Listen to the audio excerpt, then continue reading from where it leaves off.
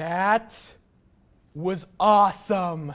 Of course. I am more excited for this film now than I ever was for Force Awakens. I'm coming out right now and saying that. With the Force Awakens trailer, it was more emotional. It was emotional. It was capitalizing on the return of the franchise. But this was just pure action. And honestly, I felt it was more representative of the Rebellion than the original trilogy because you actually saw skirmish battles. It's like, where did you actually see skirmish battles? I'm assuming you get to see the very first battle the Death Star ever fought, because you see TIE fighters being sent out to intercept the X-Wings. One thing that I definitely really appreciate about this movie, or at least about the trailer, what it's showcasing here.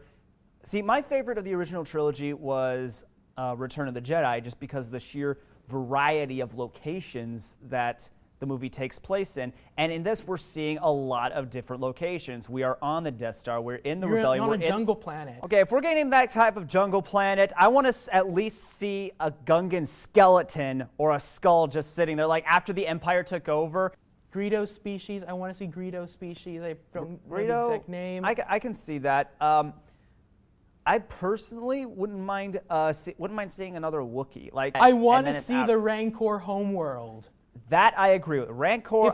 I want to assume that Jabba, I don't know, shipped a Rancor from some planet to Tatooine to be his pet. I'm pretty sure we're not going to see the Ewoks or the Gungans, but I think there should be something on that jungle planet that could. You know what I want? What? I want those giant worms that came out of the asteroid that almost ate the Falcon in Empire Strikes Back. I want to see them. What about that fish guy that was with Lando? He's not a fish face. That's Nia Nub, goddammit. Okay, Nia Nub. Fine. He might be. I don't even know if he'd be in the. I don't even know if he'd be old. I don't know old enough how to be old he is in Return of the Jedi, but we know he's still alive because he's in Force Awakens. Yeah, he's in Force Awakens. I want Pondo Banda. I want the alien whose arm Obi-Wan chopped off in the Mos Eisley Cantina. I want to see Pondo Banda before his fatal accident. Wait, he actually had a name? Yes, that's his name, and he had a job. He was an architect.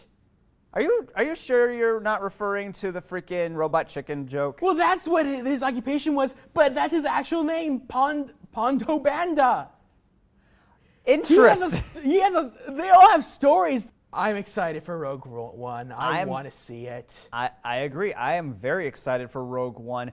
I do want to at least know some more specifics because we're seeing character dynamics and we're seeing set pieces, but we're not seeing the overall structure of the film. This movie is going to be the Star Wars equivalent of all those great 50s and 60s World War II adventure films. Because just looking at the trailer, we have, trying to do sneak aboard the super weapon, steal the plans. We have a sleeper agent. It's basically Guns of Navarone in space, which A New Hope sort of was. It's basically if Alistair MacLean was a science fiction author. It has elements of Guns of Navarone, Where Eagles Dare. The way you described that just now is it looks like an old And you do realize adventure. what the dogfights in Star Wars were inspired by, right? Yeah. World War II dogfights. So it's come full circle. A question I have is, because this is one of the Star Wars anthology films, will we ever see these characters again? Are these going to be one-off characters who are never seen again? That's an interesting question. With Jyn, the Star Wars fangirls now have a new heroine to look up to, and I think that is overall a good thing. And it rounds out the mythos of the Star Wars characters so much more. And the biggest news of all, the return of Vader.